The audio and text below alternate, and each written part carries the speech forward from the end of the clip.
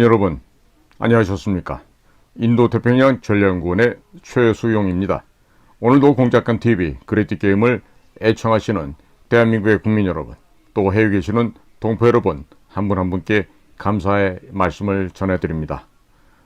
제가 최근 들어서 여기저기 제가 하고 있던 방송의 횟수가 줄어들었다고 염려 걱정하신 분들이 자주 전화가 옵니다. 무슨 특별한 문제가 있는 것이 아니고요.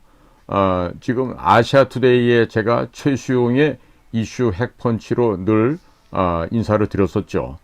금요일이 고정이었고 그동안 김동원 박사가 출마하는 등등으로 인해서 제가 월수금을 하는 경우도 있었고 수금을 하는 경우도 있었는데, 지금은 그 방송이 개편이 되고 나서 회장님의 지시가 있었어요. 저더러 방송에 계속해서 나와달라는 지시가 있는데, 새로 개편된 그 방송 프로그램을 짜는 과정에서 그 담당하고 있는 분들이 아직 결정을 못 내린 것 같아요. 그래서 제가 지금 그 아시아투데이는 출연을 안 하고 있으니까 거기에서 대해서 걱정하지 마시고, 뭐 제가 하고자 하는 얘기는, 제가 뭐 일간지 뭐 종편에서 떠드는 정치판의 그 쓰레기들의 그 오물 이야기들보다는 보다 미래지향적이고 객관적인 근거에 입각한 무엇인가 그래도 국민들께서 청취하셨을 때 도움이 될 만한 이야기들을 전해드려야 되니까, 제가 하고 있는 방송은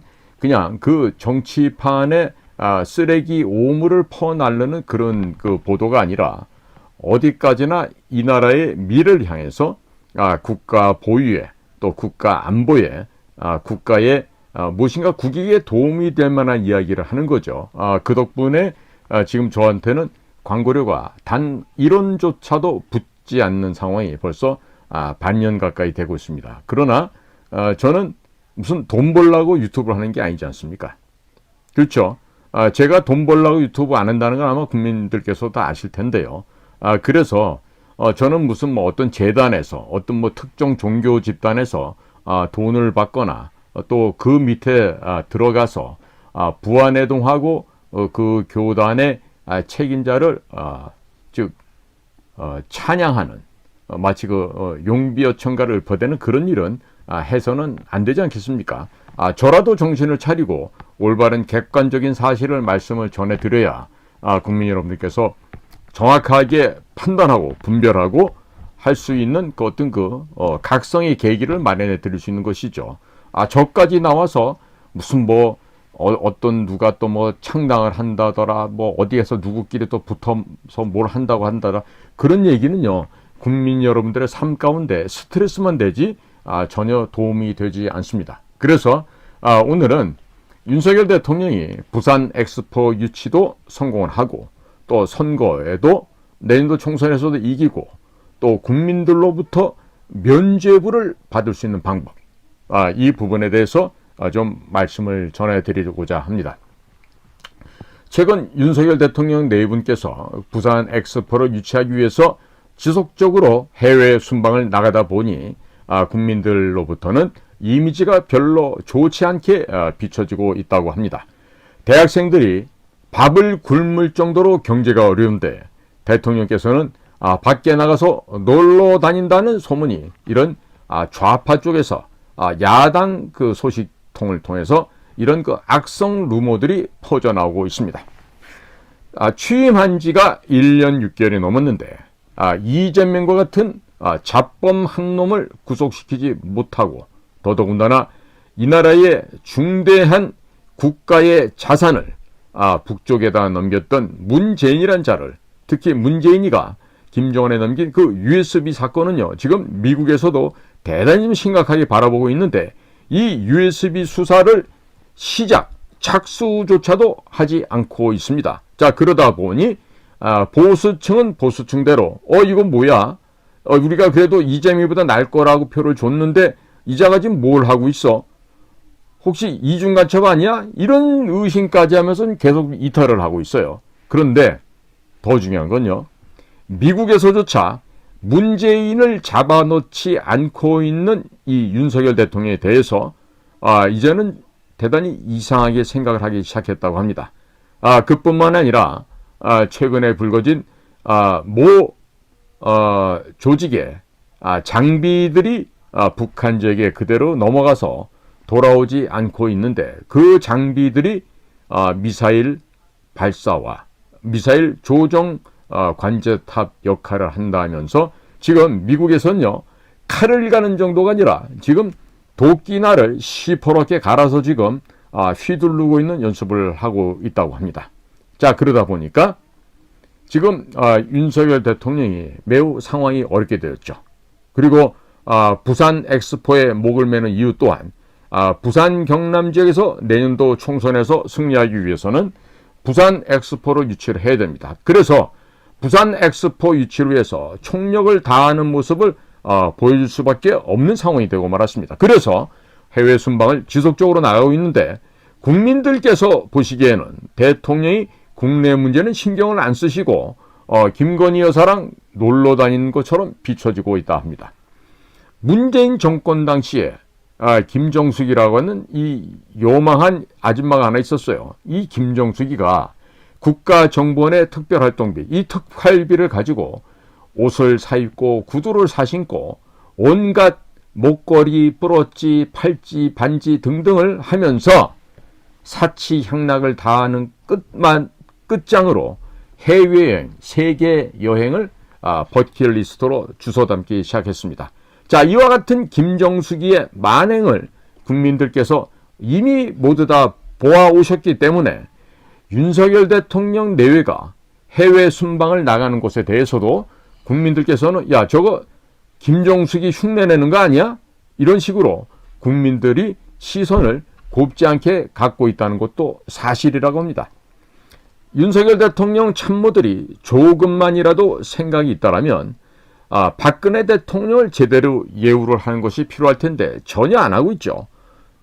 박근혜 대통령을 대통령의 특명 전권 특사로 임명을 하고 부산 엑스포 유치 특사로 전 세계로 내보내게 될 경우에 대구, 경북, 부산, 경남뿐만 아니라 보수층이 결집을 하게 될 것입니다. 그런데 이와 같은 생각을 못하는 게 대통령 비서실장을 비롯한 국가안보실 대통령실에 있는 자들이에요. 자, 그리고 박근혜 대통령을 특별 전권 특사로 보내서 러시아 푸틴 대통령과 또 미국의 바이든 대통령, 트럼프 대통령에게도 역할을 맡기게 되면은 러시아 우크라이나 전쟁 종식을 위한 평화회담도 제안을 하게 되겠죠.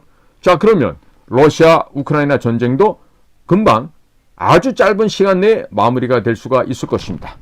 자, 러시아도 이제는 전쟁이 장기화되다 보니 국민들도 피곤해하고 이러한 틈을 타서 중국 기업들과 중국인들이 러시아 경제를 완전히 잠식해버리고 말았습니다. 사실상 중국의 경제 식민지로 전락해버린 상태입니다. 이 상태가 어디에서 발견되죠? 바로 연해주, 블라디보스톡, 나우트카, 하바롭스크 등이 있는 러시아의 최동쪽 지역, 이 연해주 지역에서 이미 중국인들 그리고 중국 상권이 이미 러시아 경제를 잠식해버리고 말고 있습니다. 자, 그리고 중국이 이러한 연해주 지역을 중국식 이름을 붙이면서 중국인들이 연해주 지역의 산림 지역을 무단으로 벌채가는 등 연해주 지역이 완전히 중국에게 잠식이 되어버리고 만 상태입니다. 그리고 중국에서 러시아가 보유하고 있던 마하 5 이상 날아가는 극초음속 미사일 기술을 도둑질을 하였습니다. 훔쳐갔는데도 불구하고 아무런 말도 못하고 있습니다. 자, 그런데 이런 상황에서 박근혜 대통령께서 평화특사로 나셔서 러시아 우크라이나 전쟁을 종식시켜 버리게 된다면 러시아는 중국을 본격적으로 손보기에 들어갈 수가 있는 것입니다. 미국의 바이든 행정부 역시 내년 11월 대통령 선거를 앞두고 있기 때문에 전쟁을 여기서 끝내야만 합니다. 끝내야만 선거에 유리하지, 전쟁이 길어지게 된다면 선거에서 참패하게 될 것이기 때문입니다.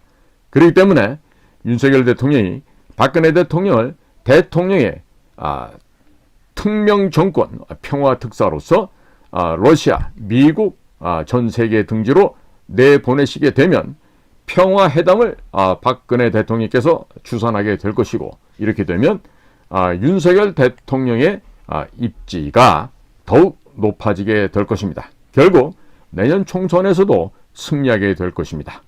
이런 과정에서 우크라이나의 재건 사업 역시 대한민국이 이것을 많은 분야에서 따올 수 있게 되겠죠. 그리고 중국의 돈줄도 차단한다는 명분을 갖고서 러시아 시장에 대한민국의 기업들을 들여보내게 될 수 있습니다. 이렇게 되면 중국 기업들을 퇴출시키는 전략을 우리가 마음껏 구사를 할 수가 있게 됩니다. 이런 식으로 하다 보면 우리 대한민국의 기업들이 러시아 영토 내에서 큰 돈을 벌 수 있을 뿐만 아니라 중국 기업들의 돈줄을 잘라내버릴 수가 있게 될 것입니다. 또 러시아와 우크라이나 사이 전쟁에 대한 평화협정이 체결이 된다면 대한민국의 몸값이 그야말로 천정부지로 높아지게 될 것이며 부산 엑스포 또한 자연스럽게 유치할 가능성이 높아지게 될 것입니다. 박영수 특검, 윤석열 검사, 한동훈 검사로 이어진 특검팀이 최서원 씨의 태블릿 PC를 조작해서 박근혜 대통령을 탄핵에 이르게 하였습니다. 그리고 법전에도 없는 경제공동체 묵시적 불법 부정청탁이라는 죄명을 만들어서 벌금 1185억 원을 한동훈 당시 서울중앙지검 3차장 검사가 이 죄명을 직접 발표를 했죠. 그리고 이런 죄명을 만들어서 박근혜 대통령을 구속을 시켰습니다. 그런데 이 박근혜 대통령을 평화특사 그리고 부산 엑스포 특사로 임명을 해서 해외 순방을 하실 수 있게끔 배려를 한다면 전 세계 외교가의 관심이 박근혜 대통령께 쏠리게 될 것입니다. 따라서 박근혜 대통령은 화려하게 부활하게 될 것입니다. 그러면 박근혜 대통령도 윤석열 대통령에게 가지고 있었던 서운한 감정이 상당 부분, 대부분이 풀리게 될 것이고 국민들께서 또한 윤석열 대통령에게 갖고 있었던 또 한동훈 법무장관에게 갖고 있었던 서운한 감정을 모두 씻어버릴 수도 있게 될 것입니다. 자, 그렇게 된다면 더불어민주당이 아무리 탄핵을 시키려고 한다 하더라도 국민들께서 더불어민주당을 역사 속에 파묻어 버리고 말 것입니다. 자, 그런데 여기서 우리가 조심해야 될 게 한 가지 더 있습니다.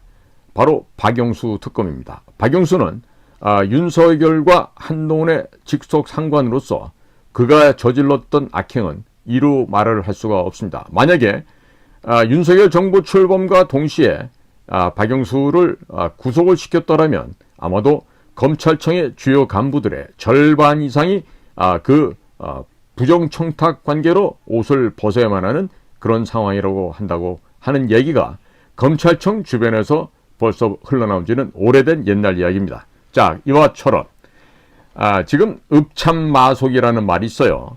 윤석열 대통령께서 삼국통일의 대업을 이뤘던 신라의 김유신 장군의 그 덕행을 본받고 싶다라면요, 박영수를 과감하게 척결을 해야 됩니다. 박영수 같은 저 짐승만도 못한 검사놈 하나를 제거하지 못한다면 윤석열 또한 한동훈 또한 모두 같은 무리로 욕을 쳐먹을 수밖에 없습니다. 자, 그리고 나서 지금 더불어민주당을 국민들께서 역사 속에 파묻어 버릴 거라고 제가 말씀을 드렸죠. 자, 그 다음에는 윤 대통령이 해야 될 일이 또 있습니다. 국민의힘을 깨버리고 박근혜 대통령과 함께 보수신당을 창당을 하거나 아니면 공안검사장 출신의 검사로 치면은 윤통보다 15년 선배가 되는 우리 고영주 변호사가 대표를 맡고 있는 자유민주당과 힘을 합해서 새로운 보수신당을 만들어야 하겠습니다. 국민의힘이 윤석열 대통령을 안 도와주고 돕지 못하는 이유가 있습니다. 그것은 국민의힘은 한나라당 시절인 2009년도에 이미 중국 공산당과 업무 교류 협약을 맺었기 때문입니다. 그렇기 때문에 중국 측 눈치를 볼 수밖에 없고 한국, 미국, 일본 군사 협력을 강화한 윤석열 대통령을 결코 도와줄 수가 없는 것입니다. 국민의힘이 2009년 중국 공산당과 맺은 업무 교류 협약 5조에 보면 폐기할 때에도 양당 간의 원만한 합의에 의해서만 파기가 가능하다고만 되어 있습니다. 한미 상호 방위 조약, 이승만 대통령께서 맺으셨던 조약이죠. 이 한미 상호 방위 조약도 미국과 한국 양 국가 중에 한 국가가 일방적으로 통보를 하게 되면 통보한 날로부터 1년 후에 자동적으로 파기되도록 되어 있습니다. 자, 그런데 국민의힘이 한나라당 시절에 중국 공산당과 2009년도에 맺은 업무 교류 협약은 파기조차도 마음대로 못하는 일종의 노예 계약, 노비 문서인 것입니다. 그리고 이 노비 문서 제4조를 보게 되면 양당 간의 교류와 협력 증진에 대한 구체적인 사안은 한나라당의 국제업무 담당 부서와 중국 공산당 대외연락부의 유관부서가 담당을 하며 매년 적절한 방식을 통해 협의한다고 되어 있습니다. 그리고 1조에서 3조에 있는 내용들이 모두 이루어지게 되면 사실상 한미동맹은 무력화되거나 파기되도록 되어 있습니다. 국민 여러분, 중국 공산당의 대외연락부, 당대외연락부, 줄여서 중연부라 그러는데요.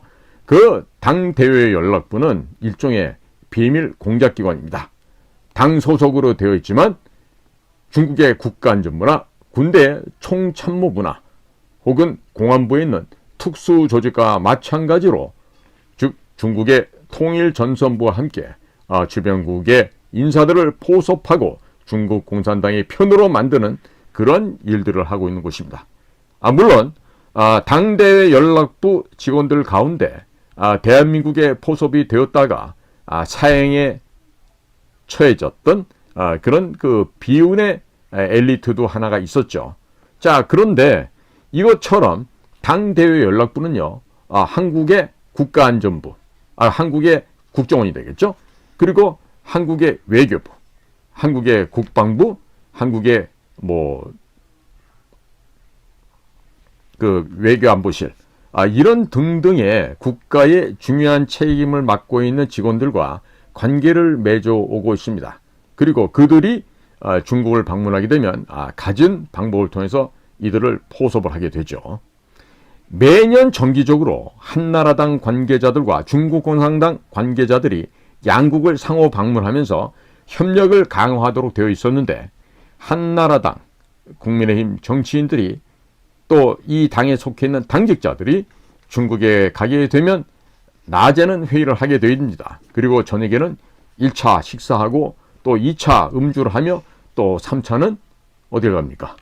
중국의 아가씨들 분냄새를 맡으러 여성들에 의한 북으로 말하면 남남북녀 짝짓기 공작과 똑같은 중국 공산당에서 마련해 놓고 있는 이 성 접대, 아가씨 접대는 자연스럽게 이어지게 됩니다. 물론 한국의 여성 의원들이 가게 되면 그 여성 의원들에게는 잘생기고 힘좋은 중국 남성을 붙여주게 되겠죠. 그래서 아마 중국에서 비즈니스를 해보신 분들은요, 누구보다도 이런 중국의 문화의 특성에 대해서 잘 알고 계실 것입니다. 북조선에 다녀온 사람들은 북조선 애들이 북조선의 대남 공작기관이 주도적으로 하고 있는 씨앗 심기 공작, 혹은 우리가 목단 공작, 모란 공작이라고 하고도 혹은 남남북녀라고도 얘기를 합니다. 특히나 남쪽에서 올라간 여성 동무들, 우리 대한민국 여성들에 대해서는요, 뭐가 있죠? 그렇습니다. 바로 힘줄 주사란 북조선에서 제일 힘좋고 미끈하게 잘생긴 남자를 동원해서 남근을 힘줄이라고 표현을 하는데요. 그것처럼 성접대를 통한 이 상대편 매수, 이 협박 공작은요, 중국 공산당도 북한과 다르지 않습니다. 자, 그렇기 때문에 이 북쪽에 다녀왔던 사람들은 이 북조선의 대남 공작기관에 의해서 이 자발적인 간첩이 되고 맙니다. 또 이 중국 공산당 역시 여자와 뇌물을 한나라당 국민의힘 정치인들에 대해서 약점을 조성하게 됩니다. 그리고 돌아올 때 되면은 USB나 CD를 선물로 주게 되죠. 그런 식으로 약점을 잡은 다음에 그들은 매년 이와 같은 국민의힘, 한나라당 출신 의원들을 만나서 협박을 하게 됩니다. 자, 과연 그럼 이런 협박받는 대학 교수는 없었을까요? 또 이런 협박을 받는 외교부나 국정원의 직원들은 없었겠습니까? 이런 협박을 받는 국회에서 파견 나갔던 입법관은 없었나요? 그리고 무관은 없었을까요? 한번 양심에 손을 얹고 생각을 해봐야 되겠습니다. 그렇기 때문에 제가 수시로 얘기를 하듯이 중국 지역에 파견을 나갔던 모든 국가의 공직자들에 대해서는 뭘 해야 된다? 거짓말 탐지기, 허탐기를 태워서 이자가 과연 국가의 기밀을 유출한 사례가 있는지 없는지를 분명하고 확실하게 조사를 해야 되는데 그것을 전혀 안 하고 있죠. 그래서 지금 나라가 요모냐 요꼴로 중국의 식민지화 되어가는 길이 되어 있어도 정치인들은 못 채우는 거 아니겠습니까? 더불어민주당 정치인들과 좌파 인사들이 북조선 애들에게 약점이 잡혀 있죠. 자, 그래서 자발적인 간첩 노릇을 하면서 북조선을 위해서 활동한다면 상대적으로 국민의힘 정치인들, 한나라당 출신 정치인들과 당직자들은 중국에게 포섭이 되어서 중국을 위해서 일을 하고 있는 것입니다. 2009년 국민의힘 전신인 한나라당이 중국 공산당 당교, 당의 학교란 뜻입니다. 당교와 업무 교류 협약을 맺었다면 2019년에 더불어민주당은 양정철 민주연구원 원장이 북경을 방문하여 중국 공산당 당교와 업무 교류 협약을 맺었습니다. 그러니까 대한민국의 국민의힘과 더불어민주당은 이미 중국 공산당 제1중대, 제2중대가 되어버린 상태인 것입니다. 즉 조선총독부 예하의 1중대, 2중대가 되어버린 것입니다. 중국 공산당 입장에서는 친미, 반중 노선을 취하고 있는 윤석열 대통령만 제거할 수 있다면 어느 정당이 집권하든지 간에 자기들의 하수인들이기 때문에 별다른 큰 문제 없이 대한민국을 공산화, 식민지화 할 수 있다고 판단하고 있는 것이죠. 중국 공산당은 대한민국에서 태극기, 애국 세력만 제거하고 나면 국민의힘이 집권을 하든지 더불어민주당이 집권을 하든지 별 차이가 없었다는 것입니다. 그래서 부정선거를 추적하거나 태극기, 애국 세력에서 활동했던 사람들을 국민의힘에서는 중국 공산당 눈치 보느라 공천을 줄 수가 없는 것입니다. 그래서 강신업 변호사, 도토 변호사, 박지원 변호사, 또 민경욱 전 의원 이런 분들은요 절대로 국민의힘에서 공천을 줄 수가 없습니다. 그래서 제가 늘 얘기를 하잖아요. 여러분들이 다리를 뻗으시는 곳을 보고 펼치시고 언제라도 우리 자유민주당 오게 되면 높은 대우를 해서 받아주겠다고 얘기를 해도 지금 못하고 있죠. 이미 이런 대한민국의 양당제를 하지만 이 양정당이라는 것들이 이미 중국 공산당의 하수인으로 전락을 해버렸습니다. 자, 그러면 그 정당에서 나오는 후보들 또한 이미 중국 공산당에게 오염될 사람들이라는 것이 불문가지한 이야기죠. 이건 뭐 굳이 우리가 묻지 않아도 알 수 있는 얘기입니다. 자, 그렇기 때문에 사실상 선거는 하더라도 별 의미가 없어지게 됩니다. 박근혜 대통령에 대한 탄핵 과정에 있어서 중국 공산당이 깊숙하게 개입한 사실을 말씀을 드리겠습니다. 2016년 3월 박근혜 정권은 미국과 한미 우주협정을 체결하게 되었습니다. 이 협정은 대한민국의 달 탐사 프로젝트를 미국이 지원해 주겠다는 것이었는데 그것은 표면적인 명분에 불과했고 실제로는 중국 견제를 하기 위해서 대륙간 탄도미사일 기술을 모두 한국에게 넘겨주는 것이었습니다. 달 탐사선, 우주 탐사선이 달에 갔다가 다시 지구로 귀환하는 기술은 대륙간 탄도미사일 ICBM이 대기권 밖으로 나갔다가 다시 지구로 진입하는 것과 동일한 기술이며 탄두 부분에 우주선을 탑재하게 되면 우주 탐사선이 되는 것이요. 핵탄두로 탑재하면 대륙간 핵탄도 미사일이 되는 것이니 바로 조금도 차이가 없는 동일한 기술이 됩니다. 한미 우주협정이 체결된 이후 미국은 한국에게 채워놓았던 사거리 제한, 탄두 중량 제한, 고체 연료 로켓 개발 금지 조항 등 모든 제한사항을 모두 다 풀어주었습니다. 현재 대한민국은 대륙간 탄도미사일 기술을 비롯해서 잠수함 탄도미사일 기술 등 모든 기술을 현재 다 갖춘 상황이 됩니다. 핵미사일 개발에 총 10단계가 필요하다면 대한민국은 현재 9.9단계까지 와 있는 상태이며, 대한민국의 원자력 기술이라고 하면 핵탄두에 대한 핵실험 시뮬레이션도 가능하게 될 것입니다. 그리고 가평 중수로인 월성 원전에서는 핵무기 개발에 필요한 플루토늄이라는 물질이 핵무기 수천 개 분량으로 쌓여 있다라고 전문가들이 말하고 있습니다. 대한민국의 현재 기술력이면 1년에 약 100개씩의 핵무기를 찍어낼 수 있다고 합니다. 이것은 모두 미국의 전문가들이 미국 언론에 밝힌 내용들입니다. 특별한 기밀사항도 아닌 것이죠. 2016년부터 KF-21의 개발이 본격화되었는데, KF-21 보라매는 세계 최강 스텔스 전투기인 F-22 랩터와 생김새가 아주 유사합니다. 그리고 전체 크기가 약 20에서 30% 작은 상태입니다.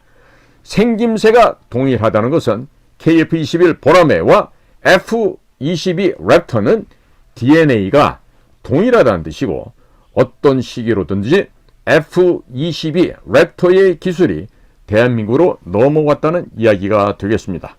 미국은 이미 6세대 전투기를 개발을 완료해 놓은 상태입니다. 5세대 전투기인 F-22 랩터에 장착된 기술을 비밀리에 대한민국에 넘겨서 그 애기 F-20이라고 할 수 있는 KF-21 이 300대를 한반도에 배치해 버리게 된다면 중국은 그 공포와 두려움 속에서 좌절할 수밖에 없고, 중국은 수도 베이징을 내륙 깊숙한 것으로 천도하지 않으면 안 되는 아주 절박한 상황이 되고 말 것입니다. KF-21 보람에 의해서 중국 공군과 해군이 괴멸되게 되면 중국의 육상에 있는 지상군 또한 초토화되게 될 것입니다. 한미 우주협정 이후 미군은 한국에 우주군을 배치하였습니다. 또한 사드 고고도 미사일 방어망을 배치하였습니다. 2016년 박근혜 대통령 정권 당시 미국 정부와 이와 같은 일련의 과정들이 숨가쁘게 돌아가고 있었습니다. 여기에 겁을 집어먹은 중국 공산당은 2016년 8월 15일 중국 공산당의 기관지 인민일보 사설을 통해서 박근혜 대통령이 미국과 이와 같이 협조해 간다라면 탄핵될 수도 있다는 입장을 밝혔습니다. 이것은 사실상 대한민국 내에 있는 친중 정치인들에게 박근혜 대통령 끌어내리라고 지령을 내린 것과 동일한 의미가 되겠습니다. 자, 그렇게 되자 당시 새누리당의 초선, 재선, 중진 의원 등 모든 의원들이 박근혜 대통령에게 몰려가서 자진 사퇴, 자진 하야해 줄 것을 종용하였습니다. 밖에서는 더불어민주당의 문재인 세력과 민노총 세력들, 전교조 등등이 촛불 문화제를 한다면서 박근혜 대통령 하야를 종용하였습니다. 이 당시 촛불 문화제에는 유명 가수들이 대거 출연해서 공연을 하였습니다. 한 번 공연을 위한 무대를 차릴 때는 20억, 30억이 소요되는 것을 감안해 볼 때 수개월 동안 지속되었던 촛불 문화제에는 최소 1천억 원 이상의 자금이 투입될 것으로 예상이 됩니다. 이것은 민노총 그들의 단순한 민노총의 자금만으로는 어림도 없는 금액이라고 하겠습니다. 또 촛불 집회에 참여하게 되면 3만원씩 5만원씩 주는 촛불 집회 알바도 횡행하고 있었다고 언론에 이미 모두 보도가 되었습니다. 전교조 선생들도 학생들에게 알바에 동원하거나 봉사 점수를 준다고 속여서 촛불 집회에 참석을 시켰습니다. 이 자금들이 모두 암호화폐로 중국에서 넘어온 것으로 추정이 되고 있습니다. 그리고 민노총은 일본의 JR, 자펜 레일로드, JR 노조를 초청을 해서 촛불 집회에 참여시켰으며 2017년 1월 더불어민주당 송영길은 더불어민주당 의원 8명을 데리고 중국 북경을 방문해서 당시 왕이 외교부장을 만나 자기 자신들이 정권을 잡을 수 있도록, 즉 민주당이 정권을 잡을 수 있도록 도와주면 사드 배치를 철회하겠다는 비밀 합의를 하였습니다. 그리고 2017년 1월 말부터는 중국에서 유학 나온 중국 유학생들이 촛불 집회에 참여했다는 기사들이 쏟아지기 시작했습니다. 박근혜 대통령이 자진 사퇴를 거부하자 2017년 초부터는 중국군은 서해에서 대규모 해상훈련을 실시하였고, 트럼프 행정부는 유사시를 대비하기 위해서 미국의 항모 전단을 출동시키는 등 일촉즉발의 상황이 전개되곤 하였습니다.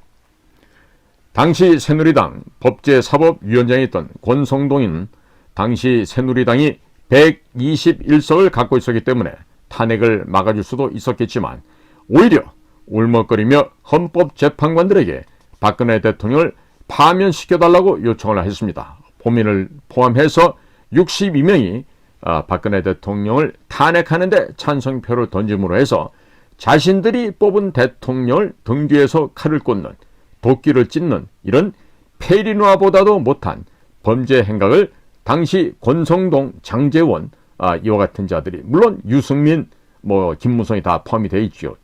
이런 자들이 박근혜 대통령을 파면시켜달라고 요청을 했었고, 결국 그것이 받아들여져서 박근혜 대통령이 파면이 되었습니다. 그리고 구속되는 과정에서 이 최서원이가 사용했다고 하는 태블릿 PC가 조작이 되었고, 그 조작하는 과정에서 한동훈, 윤석열, 박영수 특검이 거기에 주도적인 역할을 했으며, 이 박영수 특검에서는 경제공동체, 묵시적 부정청탁 이와 같은 법전에도 없는 죄명이 선고되고 신조어로 등장을 하게 되었습니다. 자, 국민 여러분 살펴보십시오.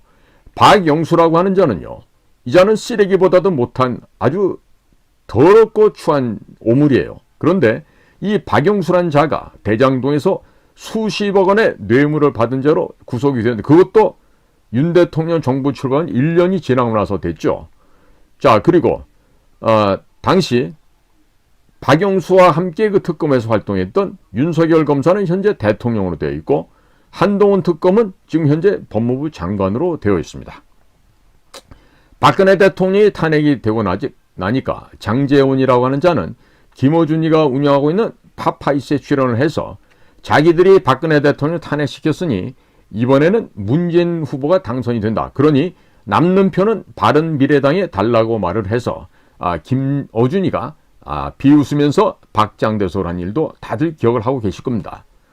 1925년 대한민국 임시정부에서는 소련의 레닌이라고 하는 저 공산당 괴수가 자금과 지령을 주겠다고 지령을 내리게 되니까 이것을 받아들인 여운형, 이동희 등이 이승만 대통령을 탄핵을 시키고 김구를 주석으로 옹립을 하면서 소비에트 체제로 내각 책임제 개헌을 했습니다. 그리고 김구가 그곳에서 주석이 되었습니다. 자, 보십시오.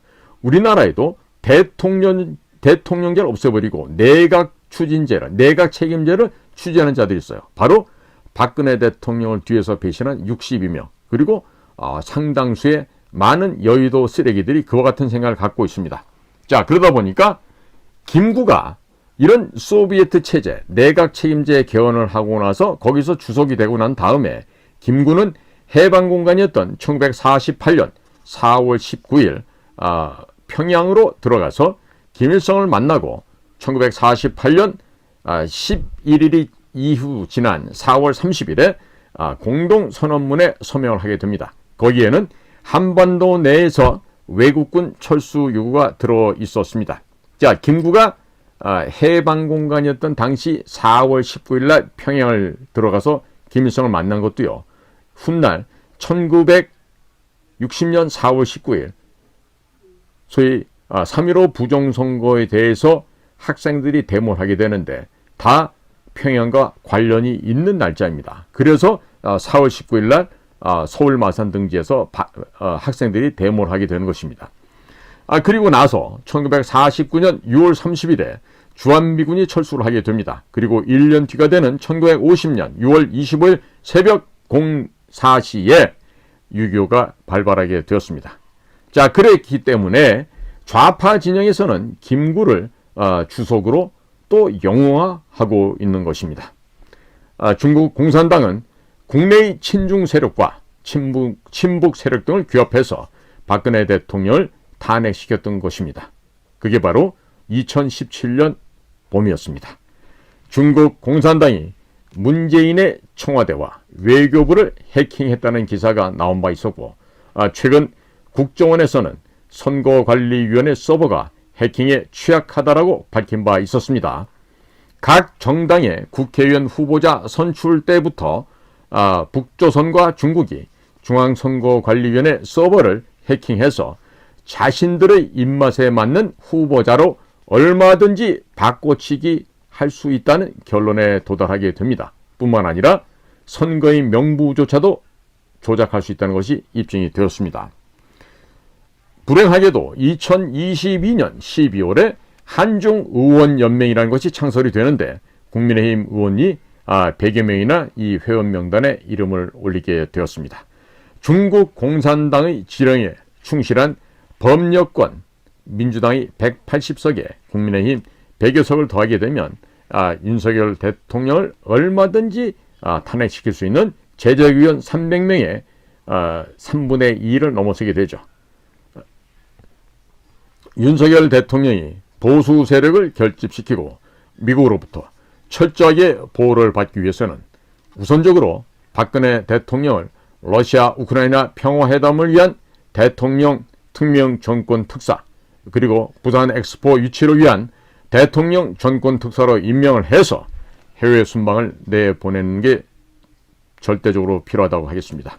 그리고 내부에서는 반중 친미 반중을 정책 공약으로 내걸고 있는 자유민주당 고용주 선배님과 손을 잡고 새로운 보수 정당을 창당해서 친미 반중 세력과 보수 세력을 결집시킬 필요가 있겠습니다. 국민의힘 브랜드를 가지고서는 내년도 총선에서 결코 승리할 수가 없습니다. 하지만 강력한 새로운 보수 정당이 창당이 되면 총선에서 승리할 수가 있을 것입니다. 특히나 고영주 대표가 있는 자유민주당의 총선 공약 중 특히나 눈여겨볼 것이 있습니다. 종부세, 상속세, 증여세, 양도세를 폐지하는 것이고, 술, 담배, 가스, 기름값 속에 포함되어 있는 이중과세를 폐지해서 서민 물가를 낮추고 현행 24%인 법인세율을 20%까지 낮춰서 기업들의 투자를 활성화시키겠다는 것입니다. 진행을 해보고 잘 되면 법인세도 20%에서 15%까지 낮추겠다는 것이 자유민주당 고영주 대표의 입장이라고 합니다. 특히나 담배값 같은 경우 지금 그 안에 포함되어 있는 이중과세가 2,885원인가 된다고 하는데요. 담배값 가격도 지금 현행 4,500원에서 1,800원만 하더라도 전혀 국가 세입에는 지장이 없다라고 하는 점 강조시켜 드리겠습니다. 자, 그리고 기업들이 투자를 늘리게 되면 취업률, 이로 따른 결혼율, 이어서 출산율까지 모두 증가하게 될 것입니다. 또 지역 관광지와 연계가 된 의료보험 혜택이 없는 부족한 외국인들에 대해서 이 의료 관광을 활성시키게 될 경우에 지역 경제도 또한 살아나게 될 것입니다. 그리고 연간 102조 원이나 되는 시민단체 지원금 중에 반국가 세력에 지급되고 있는 금액을 전액 삭감하겠다는 공약이 있습니다. 대단히 바람직하지 않습니까? 그리고 공무원들조차도 어디에다 쓰는지 모르는 성인지 예산 30조가 또 있습니다. 그러니까 이런 그 시민단체 지원금 102조 3천억 원, 그리고 이런 전국 2만 8천여 개나 되고 있는 각종 위원회를 폐지해서 예산 절감도 하고, 또 성인지 예산 30조도 없애버리고 하면은 이것들이 모두 국민들의 삶을 향상시키고 발전시키는 데 쓰여질 수 있을 것입니다. 이런 부분들을 국민들께서 잘 이해를 하시고, 또 새롭게 창설될 수 있는 이 보수 신당에 대해서 국민들께서 지지를 해주시면 내년도 총선에서 틀림없이 압승을 거둬낼 수가 있다고 봅니다. 자, 이렇게 되면 무너져가는 대한민국을 다시 되살려놓은 위대한 대통령으로서 윤석열 대통령의 이름이 또한 역사에 그 이름이 남게 될 것입니다. 오늘도 저희 공작관TV 그레이트게임을 경청해 주셔서 감사를 드립니다. 저는 인도 태평양 전략연구원의 최수용이었습니다. 감사합니다.